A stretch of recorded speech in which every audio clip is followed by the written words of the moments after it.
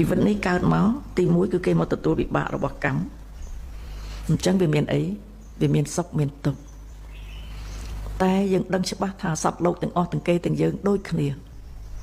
ទទួលវិបាករបស់កម្មគេមានសុខមានទុក្ខ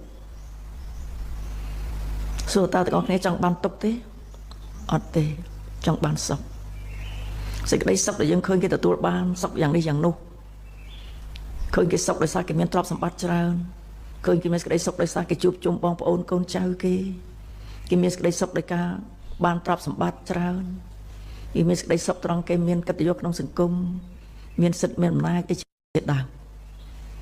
យើងគិតមើលទៅឃើញគេមានសេចក្តីសុខចំណុចអស់ទាំងនឹងដែលយើងមើលឃើញដែលយើងកំពុងតែអត់ឃើញគេមានអញ្ចឹងមែនទេយើងកំពុងអត់មានដូចគេទេយើងគិតតែគេសុខហើយព្រោះគេមានគ្រប់មុខហ្មងបើទៅសួរអ្នកដែលយើងថាគេសុខហ្នឹងសួរទៅសួរគេតើគេសុខពិតប្រកបរហូតដូចគេយើងគិតទេឬក៏មានទុក្ខដែរមានទុក្ខព្រះអង្គសម្ដែងថាសត្វលោករមែងរងទទួលវិបាករបស់កម្មខ្លួនគេមានទាំងសុខមានទាំងទុក្ខហើយមិនទៀតព្រះអង្គសម្ដែងថាសត្វលោកបើមានបញ្ញខណ្ឌនឹងជាអីយើងទាំងអស់គ្នាមានបញ្ញខណ្ឌគឺខ្លួនយើងនេះបើមានបញ្ញខណ្ឌនឹងខ្លួននឹងជាអីព្រះអង្គសម្ដែងនៅអរិយសច្ចធម៌4បានន័យថាបញ្ញខណ្ឌនេះជាតួទុក្ខ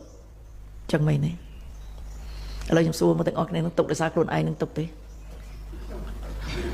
ហ្នឹងទុក្ខហ្នឹងវាទុក្ខទាំងអីទាំងអាកិច្ចមិនរួចហ្នឹងអ្នកមានលុយមានទ្រព្យប៉ុណ្ណាក៏ដោយប៉ុន្តែតែទុក្ខដែរទុក្ខតាមរឿងរ៉ាវរបស់ជីវិតគេមែនទេអ្នកមានគេទុកតាមអ្នកមានទៅអ្នកកដាលទុកតាមកដាលទៅអ្នកមានបុណ្យស័ក្តិទុកតាមរបៀបបុណ្យស័ក្តិទៅអ្នកមានប្រកក្នុងធ្វើស្រែចម្ការកើតទុកណាស្រែចម្ការអ្នកណាមានសមត្ថភាពរស់ស៊ីអីទុកនឹងអានឹងទៅអញ្ចឹងទុកផ្សេងគ្នាអញ្ចឹងពាក្យមួយម៉ាត់ដែលព្រះអង្គសម្ដែងថាសត្វលោកកើតបើមានបញ្ញខណ្ឌនេះឯងជាតួទុកអញ្ចឹងមានន័យថាម៉េចចាំឲ្យច្បាស់មានន័យថាទាំងអស់គ្នាទាំងស្ដេចសិទ្ធិមានអ្នកក្រណាក៏ដោយ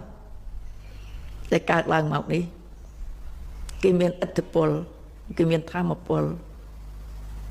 គេមានមរតករបស់គេមកតាមស្រេចទៅហើយគឺអី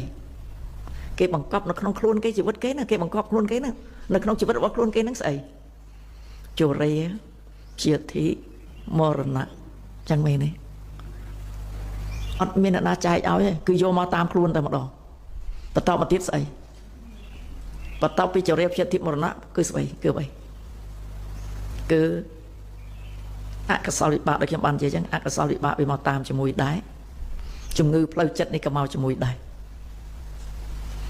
ជំងឺផ្លូវកាយនេះស្លាប់ទៅដេកស្ដុកស្ដឹងដូចគាត់អស់រោគប្រយោជន៍គ្មានរលាយទៅជាដីទឹកភ្លើងខ្យល់កាយនឹងអត់មកទៀតទេតែអ្នកណាមកតទៀតគឺចិត្ត